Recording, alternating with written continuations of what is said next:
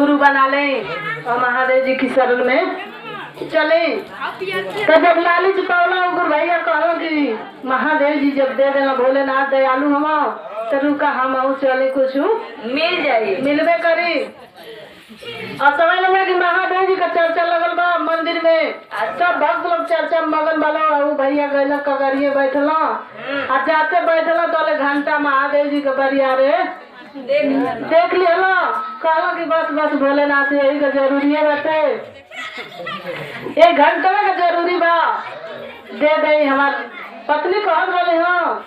कि महादेव जी बहुत दयालु हम जीवन भक्त मान गला वो भगवान भोलेनाथ दे देना। तो ऐसा ना भोलेनाथ कि आज आयल बड़े है घंटे दे दे यही का जरूरी है बात। आप समझ ले जा कि सबका भक्ति में सब मगन बा, लेकिन वो गुरु भैया वही घंटा पर ध्यान बा कि कब भोलेनाथ जी है तो लेके जाई। और समझ ले जा कि 3 घंटा जब हो गल चर्चा समाप्त हो गई, सब प्रसादी लेके अपनी घरे गई। अब वो भैया गए आज जब गए तो जाके कहा हम अपनी मलकिन से कि का हो बड़ा कमरल हो कि भोलेनाथ दाने हो दे दिल हम तब से गए तो मांगते रहे हैं लेकिन दिहल हो।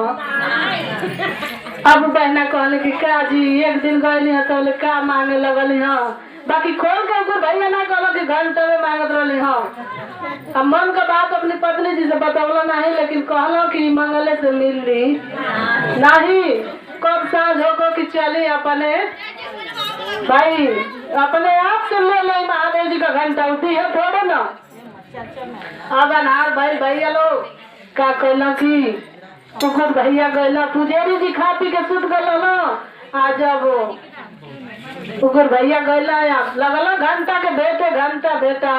नहीं जब ना बेटा तो कहो कि रुका इनके ऊपर चढ़ के भेंट के उतार ले। महादेव जी के ऊपर चढ़त हो पहले गोड़ बिछिला के जब गिर जात हम गुरु भैया पहले महादेव जी प्रगट होके कहला कि अरे बच्चा कैसन घाव ना लगल का करो गिर गईला हो। अब समझ लेना कि महादेव जी प्रगट हो गए पूरा सुघरा वाला कहना कि अरे बच्चा का करे आए गिर गईला घाव ना लगल हो। कहना कि अरे बाबा घाव तो ना लगल हो, लेकिन आए ना चर्चा में आज पहले दिन आपके दरबार में आज आपका बहुत बखान सुन रहे हाँ कि जीवन भक्त मांग दिला तो आप दे देला, बाकी हम पूरा मंगल है दिन भर आप दिहली हाँ नहीं। यही से कहलिए कि रुका चोरा लिया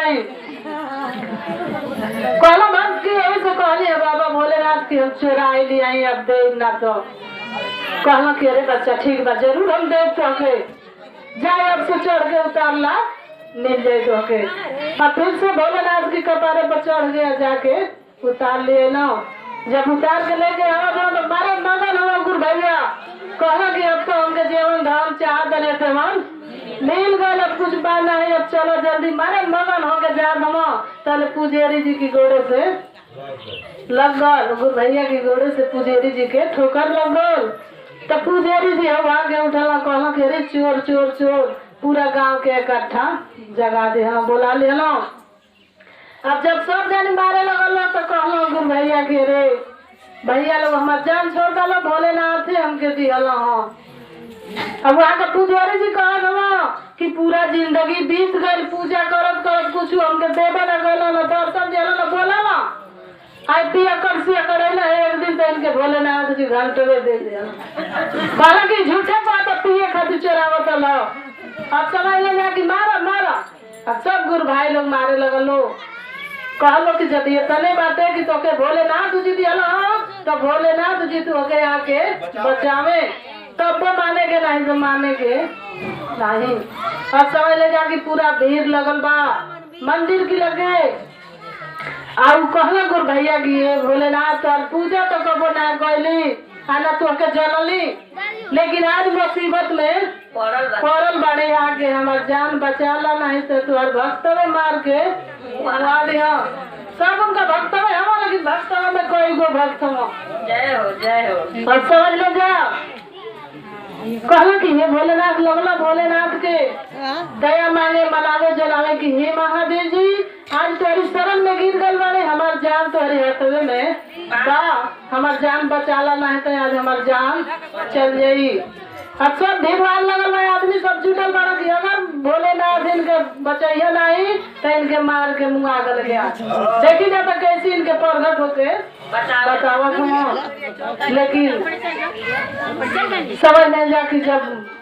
उग्र भैया मनौला महादेव जी के उस सबका सुनेला, सबका महादेव जी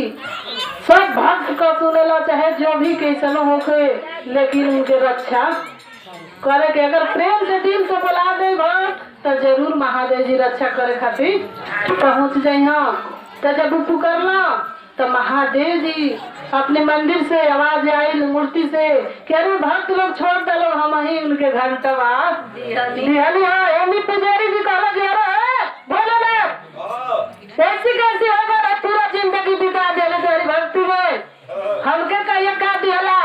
न कहिए दर्शन दिहला, न बोलला कुछ मुँह से न कुछ कहला, पूरा जिंदगी बीत गए। कहा कि अरे बच्चा ठीक बाटे, तोहर बात एकदम सही बा, सही बात है कि तू बहुत बढ़िया भक्त बा, आप पूरा जिंदगी बिता दिला हमारी भक्ति में, लेकिन एगो कारण बा,